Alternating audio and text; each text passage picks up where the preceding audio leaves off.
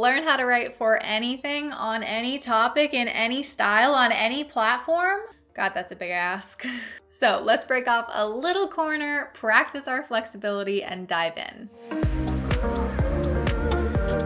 Hey, I'm Carrie. Welcome back to my channel, or welcome for the very first time. All around, welcome. I'm Carrie Blogger, a career freelancer on Fiverr.com, where I've been selling as a Fiverr Pro verified copywriter for about the past 8.5 years. And in today's Freelance Friday video, I'm giving you and me a challenge, a writing challenge that I strongly encourage you to take the time and creative oomph to try. Whether you are a writer, whether you think your writing skills suck, whether you're just trying to find a niche in the writing world to start your freelance career, or whether you're a professional, legit writer like me and you just want something fun and challenging to kind of break you out of a rut. Basically, there's no right way to do this challenge. There's no right answer. I just encourage you to take it as a little bit of, what it is.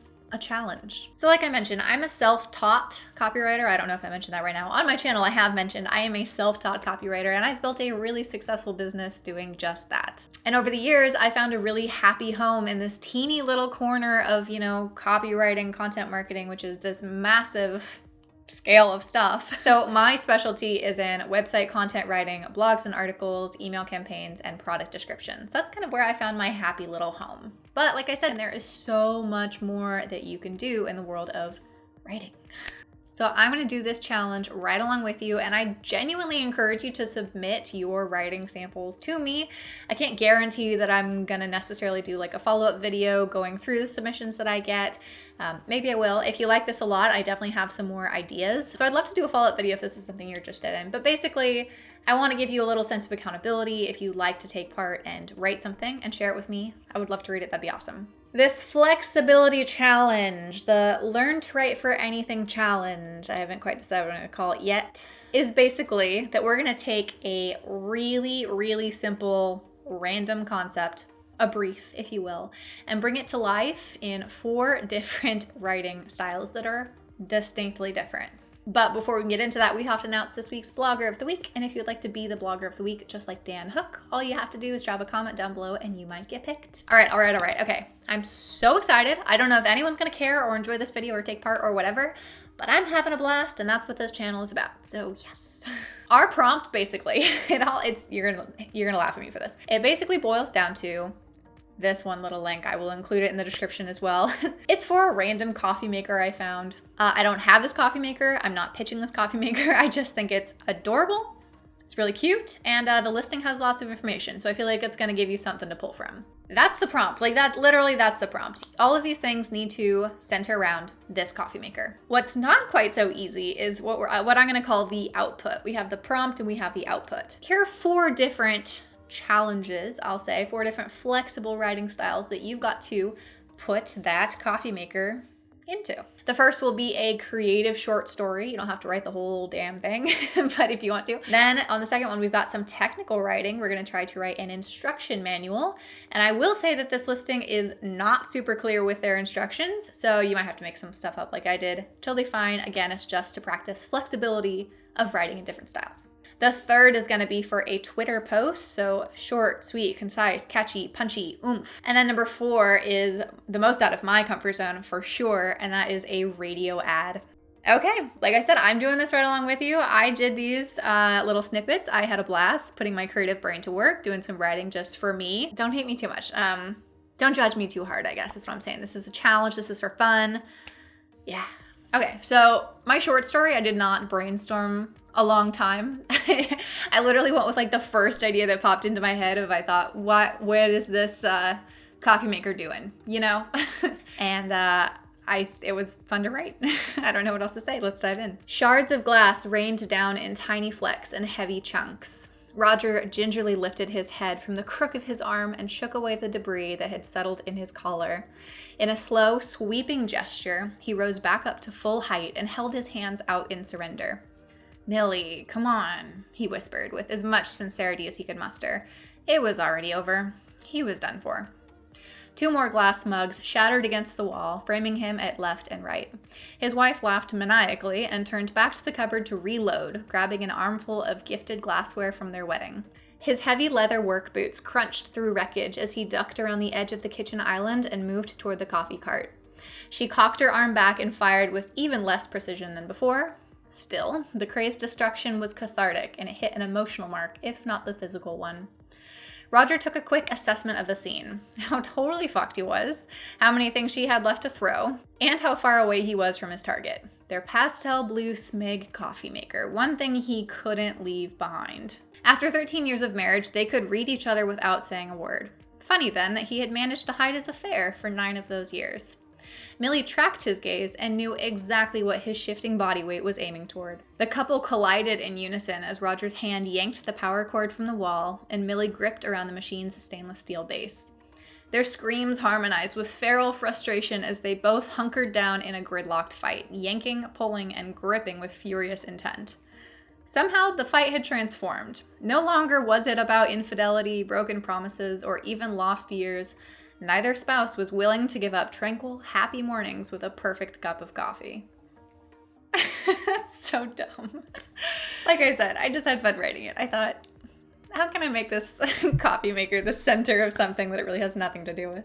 That's it. Literally, flexibility is the word of this video and this challenge. Next up is a complete change of pace. We're looking at technical writing instruction manuals. I've written a couple instruction manuals, mostly several years ago and always for repeat clients. So yeah, this is outside of my comfort zone too.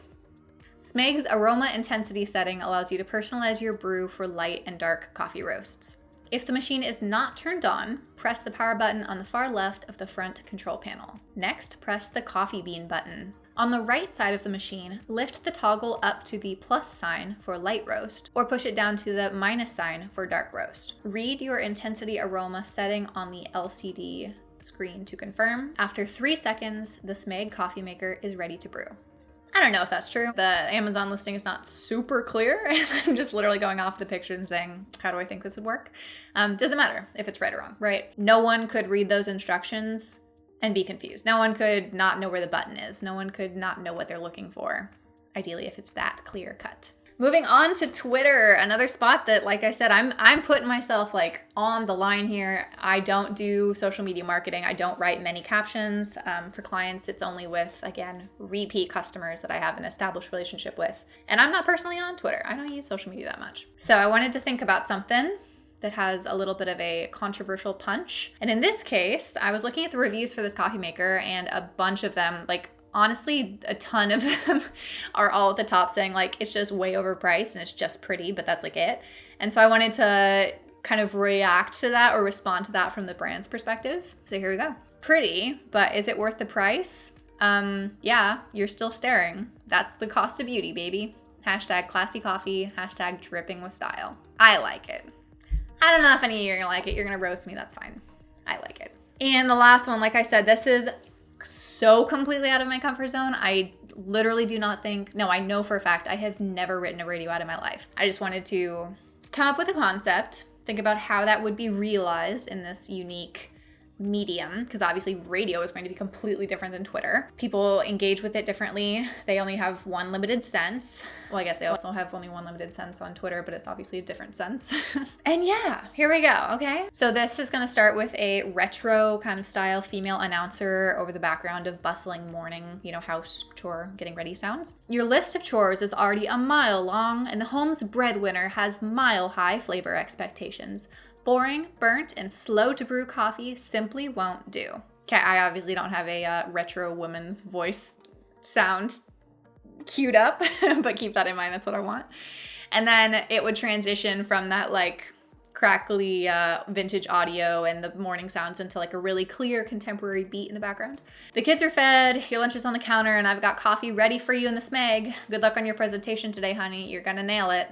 And then we'll go back to the same female announcer we had before, but now it's not that retro crackly style. It would be just clear, normal speech. Smeg flips the script with retro appliances for modern life. Add a little bit of 50s glamour to your kitchen with cutting-edge design features, including 4-cup or 10-cup brewing options, aroma intensity settings for light and dark roasts, a digital LED display, and auto start on your schedule. Shop at smegusa.com and discover retro done right. You think of the old housewife, kind of sexist ads, or like housewife makes coffee for the husband. So I wanted to kind of set that tone up front and then flip it. You might automatically read that within that scenario and think the breadwinner of the house, and you immediately think, man is the breadwinner, right? And so then it kind of catches you in that. And ideally, I would have one other line at the end. I can't figure it out, and I honestly don't want to spend any more time on this, so I'm not gonna keep like brainstorming. But I feel like there's room for one more punchy line, like a tag at the very end, that is something along the lines of like the best part of the decade without the outdated gender roles, or like housewife approved, 50s housewife approved, minus the petticoat. I don't know, like, you know what I mean? If you've got a good idea, seriously, no joke, if this resonates with you and you're like, I'm on your same wavelength here, comment down below and tell me what that last tag should be. Because like I said, I have this idea. I feel like it could really handle a little punch to kind of like lock in the whole concept, and I cannot think of it right now. So help me out here. Okay. I just went through my 4 samples. Like I said, I was going to do this along with you. It was a challenge for myself. Hopefully it's a fun challenge for you. And I included a Dropbox or Drive or some kind of link, I'll decide later, in the description. So you can submit your writing to me if you want a little bit of accountability or just to share something fun. As I've mentioned in previous videos, I think that writing practice is just the absolute best thing you can do for yourself. Whether you are working, whether you're not working, whether you want to work in the writing space, whether you want to write for yourself just to feel like you have self-expression, or you want to actually do that for a job. Like, it doesn't matter where writing is fitting into your life. It just comes down to having the practice to develop those skills so that you can truly and effortlessly express yourself. Thanks so much for watching. Genuinely from the bottom of my heart, if you're still here and just listening to my rant, it really means the world to me. You are my actual hero. Thank you. Please be sure to check out the links in the description and the pinned comment down below. I have lots of good stuff down there, including my copywriting course, some merch like this shirt, some links to my favorite work at home stuff. You can consult with me one-on-one, all that stuff. It's down there, so check it out. Support my channel. Thank you. And if you've been here for any of my videos, I hope you know what's coming next. Say it with me. You are worth so much more than your workload, and let's get back to work.